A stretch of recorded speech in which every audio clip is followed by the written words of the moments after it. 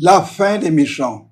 Chers frères, chères sœurs, chers amis, nous vous souhaitons la bienvenue à l'écoute de ce message en priant que vous serez encouragés et fortifiés par la parole de Dieu à demeurer dans l'intégrité sous le regard de Dieu et à ne pas envier ceux qui se livrent au mal.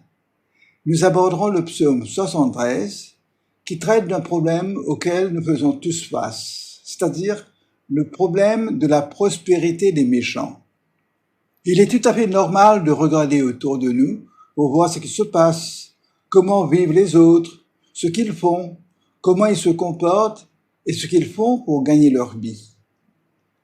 Un fait qui revient souvent, ce sont des scandales liés à la prospérité de ceux qui s'enrichissent de manière qui n'est pas tout à fait transparente et qui ne semble pas juste.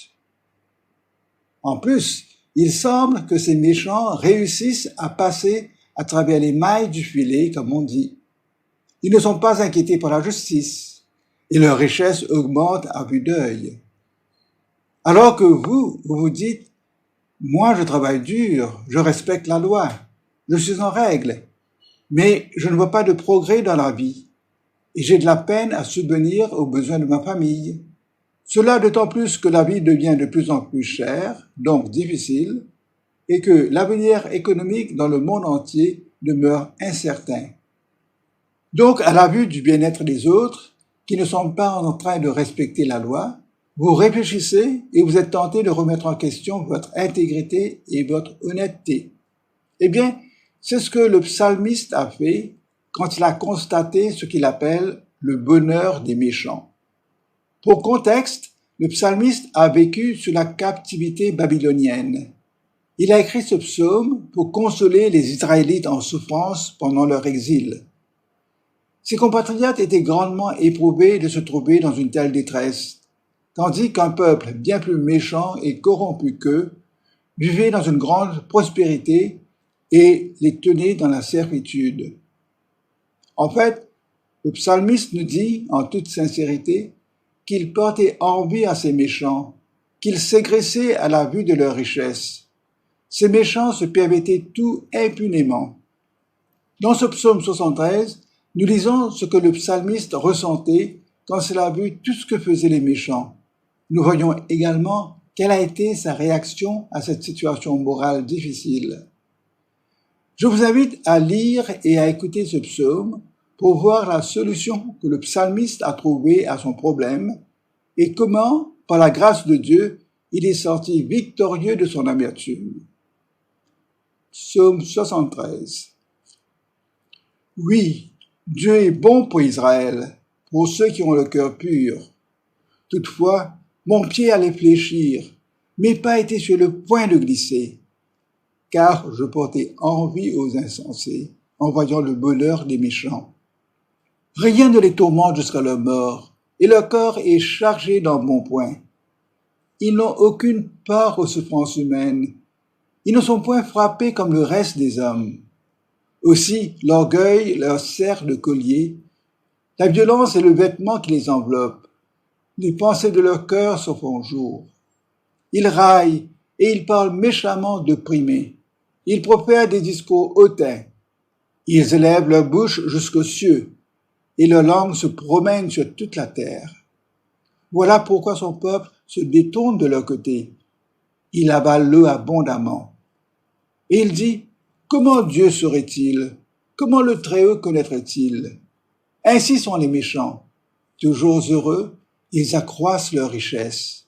C'est donc en vain que j'ai purifié mon cœur et que j'ai lavé mes mains dans l'innocence. Chaque jour, je suis frappé. Tous les matins, mon châtiment est là. Si je disais, je veux parler comme eux, voici, je trahirais la race de tes enfants. Quand j'ai réfléchi là-dessus pour m'éclairer, la difficulté fut grande à mes yeux, jusqu'à ce que j'eusse pénétré dans les sanctuaires de Dieu et que j'eusse pris garde au sort final des méchants. Oui, tu les places sur les voies glissantes, tu les fais tomber, tu les mets en ruine. Et quoi? En un instant, les voilà détruits, ils sont enlevés, anéantis par une fin soudaine. Comme un songe au réveil, Seigneur, à ton réveil, tu repousses leur image. Lorsque mon cœur s'aigrissait et que je me sentais percé dans les entrailles, j'étais stupide et sans intelligence. J'étais à ton égard comme les bêtes. Cependant, je suis toujours avec toi. Tu m'as saisi la main droite. Tu me conduiras par ton conseil, puis tu me recevras dans la gloire. Quel autre ai-je au ciel que toi? Et sur la terre, je ne prends plaisir qu'en toi. Ma chair et mon cœur peuvent se consumer. Dieu sera toujours le rocher de mon cœur et mon partage. Car voici, ceux qui s'éloignent de toi périssent. Tu anéantis tous ceux qui te sont infidèles. Pour moi, m'approcher de Dieu, c'est mon bien. Je place mon refuge dans le Seigneur, l'Éternel, afin de raconter toutes tes œuvres. Chers amis, voyons la situation dans laquelle se trouvait le psalmiste. Tout d'abord, le psalmiste parle de la bonté de Dieu envers Israël et envers tous ceux et toutes celles qui tiennent à la pureté de leur cœur. La bonté de Dieu envers ceux qui marchent dans la droiture et dont le but est de plaire à Dieu. Et le psalmiste fait une distinction et met à part ceux et celles qui vivent selon la loi de Dieu. Cependant, il évoque la situation périlleuse dans laquelle il s'est trouvé à cause de ses pensées humaines et le risque qu'il courait en se fiant à son propre raisonnement. Il parle même du fait qu'il était sur le point de basculer, sur le point de perdre son équilibre, sur le point d'abandonner sa position morale ferme et de faire une bêtise. Et je cite, « Mon pied allait fléchir, mes pas étaient sur le point de glisser. » Le psalmiste décrit alors son sentiment en ce qui concerne son problème.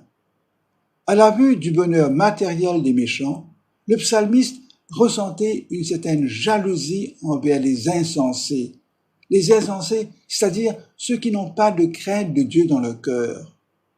Et nous nous demandons comment un homme de Dieu peut-il vaciller au risque de faire une chute morale. Nous allons aborder un premier point, l'interrogation du psalmiste, sa difficulté. Comment se demande le psalmiste, comment les méchants semblent vivre sans connaître les grands tourments de la vie? Ils semblent jouir d'une parfaite santé jusqu'à la mort. Ils se nourrissent bien, pas de manque de biens matériels. Tous leurs besoins sont satisfaits. Ils semblent épargnés de souffrances des communs des mortels. Au contraire, ils font preuve d'orgueil. La violence semble être leur comportement normal. Bien plus, ils exécutent leurs plans pour opprimer. Ils se moquent de Dieu. Ils se prennent pour les maîtres de la terre. Dieu, se disent-ils, ne les voit pas et Dieu ne connaît pas leur méchanceté. Aussi, ils augmentent leur richesse et se laissent aller à leur folie de tout vouloir accaparer. Par conséquent, l'orgueil leur sert de collier. Parce que Dieu n'a pas puni les méchants comme il le devrait, ils sont simplement devenus plus méchants et ont même porté leur orgueil comme un collier en ostentation. Ils sont donc devenus plus violents, plus cupides, plus enclins à se moquer et à blasphémer. Vous savez, les chaînes et les anneaux d'or étaient les enseignes de la magistrature et du pouvoir civil. Comme ces chaînes enserraient leurs cous, ou les anneaux leurs poignets et leurs doigts, la violence, la conduite oppressive servent d'apparat aux méchants.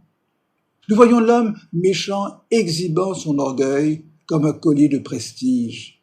Il est couvert d'un vêtement qu'est la violence. Il parle avec dédain et sa bouche est remplie de blasphèmes contre les cieux. Il blasphème Dieu, ridiculise les pieux, se moque de la providence et font fi de leur destinée future. Avec le psalmiste, nous imaginons ces gangsters modernes, riches, célèbres, fiers, violents, cupides et grossiers, tirant profit de leurs actes avec impunité et sans égard pour la loi. Nous sommes aussi troublés par leur prospérité et l'apparente indifférence de Dieu à leur égard, comme l'était le psalmiste. Face à cette étrange situation, le psalmiste a commencé à jalouser les méchants. Il va même jusqu'à remettre en question son choix de vivre dans l'intégrité et de garder son cœur pur. Il ne nous est d'aucun avantage d'adorer le vrai Dieu, semble dire le psalmiste. de marcher selon la loi de justice et d'observer les ordonnances du Très-Haut. La pureté n'est pas payante. Loin de jouir de la prospérité mondaine, nous sommes non seulement pauvres, se dit-il, mais nous sommes aussi affligés, et chaque jour qui suit apporte avec lui de nouveaux problèmes. L'innocence ne me rapporte rien, se dit le psalmiste, car j'ai besoin de porter mon fardeau quotidien sans répit. Mais en même temps, il se rend compte que ce serait une trahison de sa part de faire comme les méchants. Il ne veut certainement pas les imiter. Beaucoup de pieux connaissent des conflits douloureux pendant leur vie. Leur ennemi les pousse vers leur chute, ou jusqu'à ce que leur confiance en Dieu soit ébranlée. Mais de cela, les impies ne savent rien. Satan ne va pas les molester, parce qu'il est sûr de sa proie. Mais les méchants sont empêtrés et ne peuvent plus sortir du filet du diable. Leur conscience est brûlée. Ils n'ont aucun sentiment de culpabilité. S'ils pensent à un autre monde, ils prennent pour acquis la miséricorde qu'ils n'ont jamais recherchée et dont ils n'ont aucune notion. Un homme aisé, possédant des biens très étendus, irréprochable dans toute sa tenue, a dit un jour, et je cite, « Il doit y avoir quelque chose étrange dans les richesses pour qu'elles me maintiennent ainsi dans un état d'esclavage continuel et me priver des consolations de l'Évangile. » Fin de citation. En effet, les richesses présentent un piège pour tous. C'est la mise en garde du verset 11 du psaume 62, que je cite, « Ne vous confiez pas dans la violence et ne mettez pas un vain espoir dans la rapine. Quand les richesses s'accroissent, n'y attachez pas votre cœur. » Fin de citation. L'auteur du psaume 73 se trouvait face à un dilemme, une situation humaine inacceptable pour ce qui est de la prospérité des méchants. En même temps, il savait que tout changement de comportement de sa part était également inconcevable.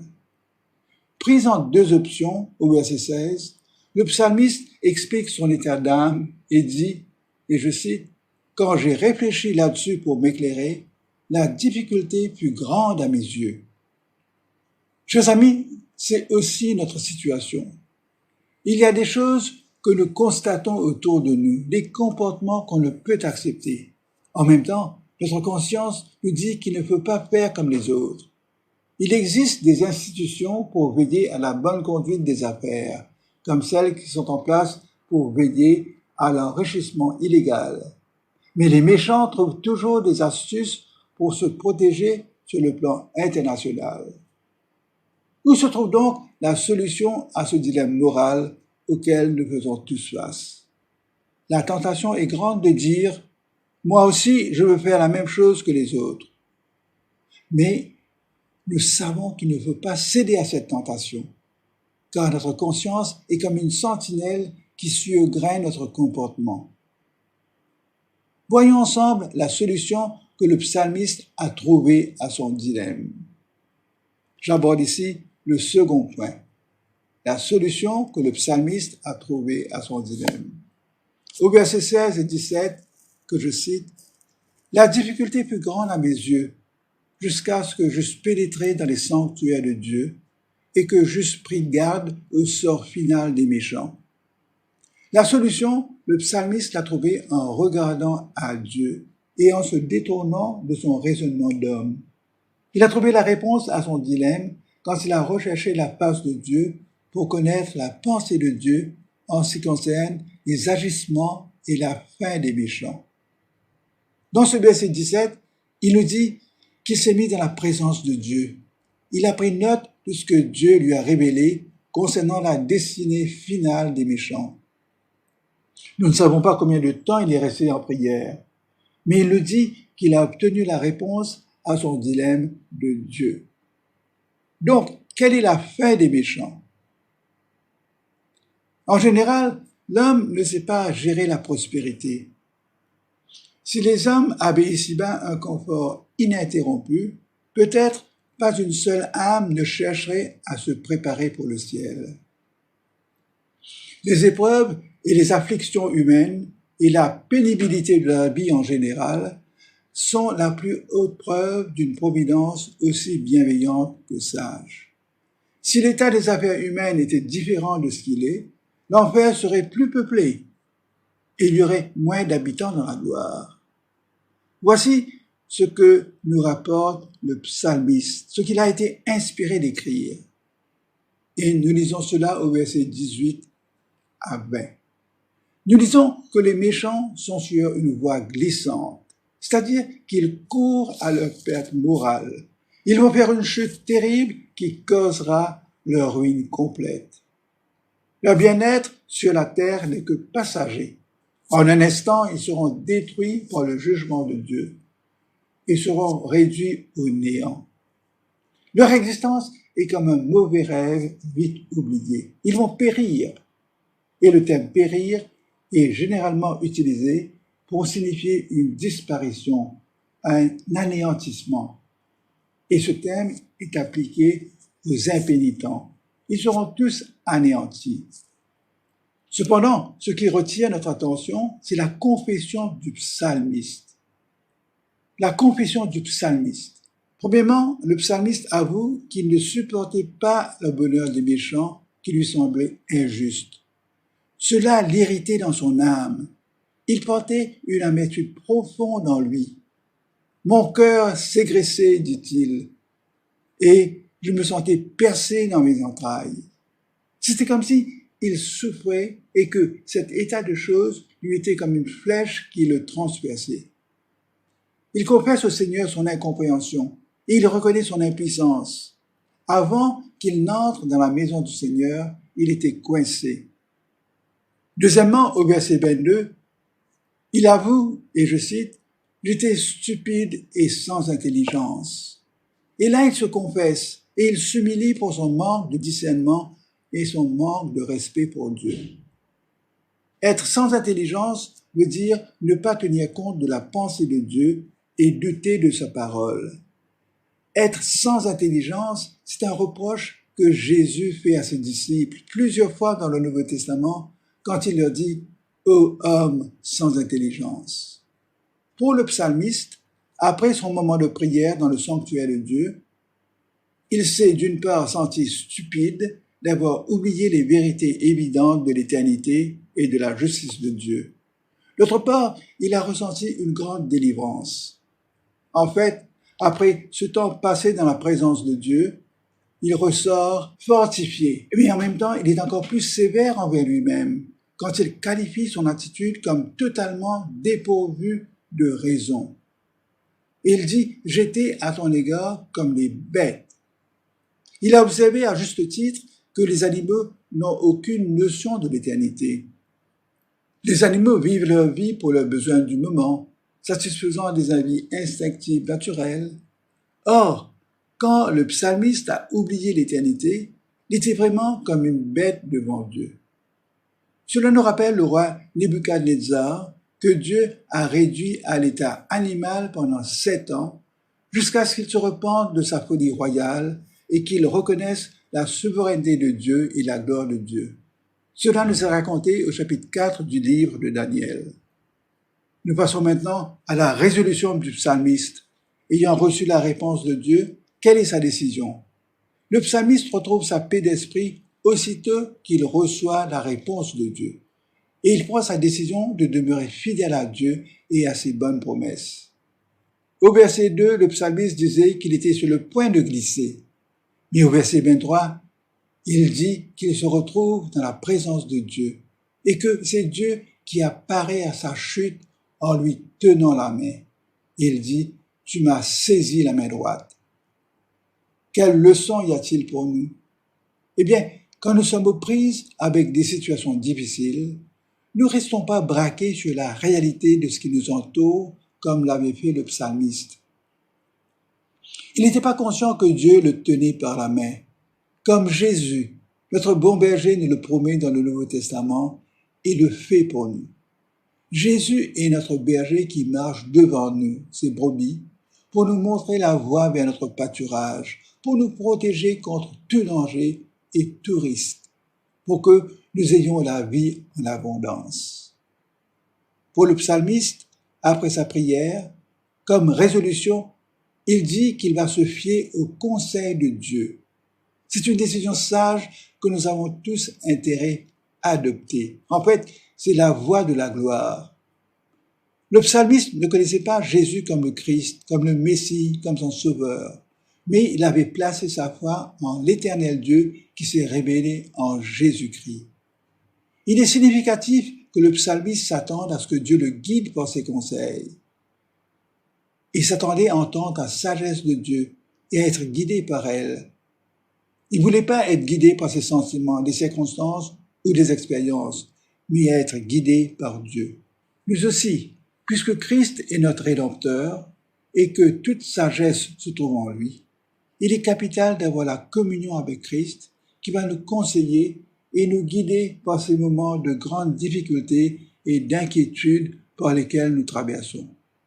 Le psalmiste attendait fidèlement la gloire à venir. C'est un contraste net avec la fin des méchants.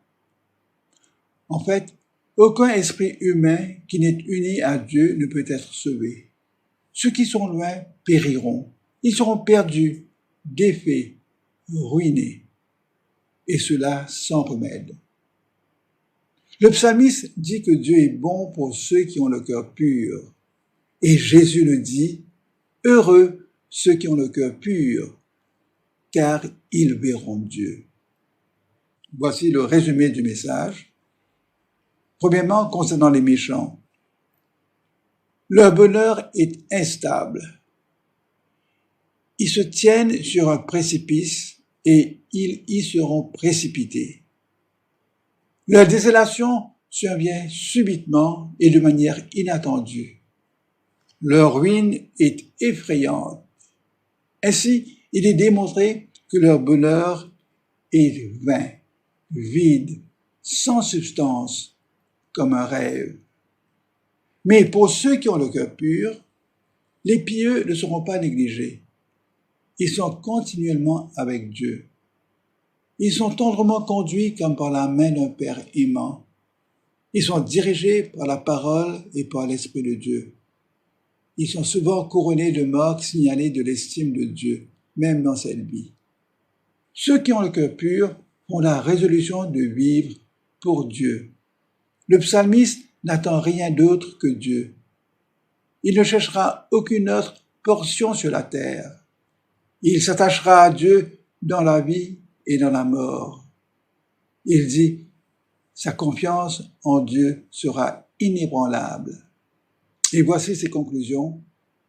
Ceux qui sont loin de Dieu périssent. Ceux qui s'approchent de lui seront sauvés. Par conséquent, il va proclamer les œuvres de Dieu. Chers amis, Jésus n'est pas seulement notre espérance céleste, mais il est aussi notre désir terrestre. Jésus est à la fois notre héritage dans le ciel et notre désir sur la terre. Le psalmiste n'avait plus de doute concernant la destinée des impies. Il a vu le grand avantage de s'approcher de Dieu et de regarder à Dieu et non aux circonstances de la vie. Il a vu la valeur de mettre sa confiance en Dieu. Il a compris que Dieu était fiable et qu'on pouvait lui faire confiance. Nous aussi, puisque nous avons Jésus, restons près de lui et recherchons sa présence et son conseil dans tous les moments de difficulté et d'épreuve. Jésus est fidèle. Il nous promet une destinée éternelle en sa présence. En fait, nous pouvons reprendre à notre compte ces paroles de louange et de bonne résolution du psalmiste. Disons à Jésus, Seigneur Jésus, quel autre ai-je au ciel que toi? Et sur la terre, je ne prends plaisir qu'en toi. Mon corps peut souffrir et mourir. Seigneur Jésus, tu seras toujours le rocher de mon cœur et mon partage. Car ceux qui ne te connaissent pas seront perdus pour l'éternité. Pour moi, m'approcher de Dieu par toi, c'est mon privilège. Seigneur Jésus, tu es mon refuge dans les situations difficiles. Je veux raconter comment tu m'as sauvé par la foi en partageant avec les autres ta fidélité. Amen. Chers amis, Nous vous remercions de votre attention. N'hésitez pas à nous contacter sur le 5-251-4952. Le 5-251-4952. Que le Seigneur Jésus vous protège, ainsi que tous ceux qui vous sont chers. À bientôt.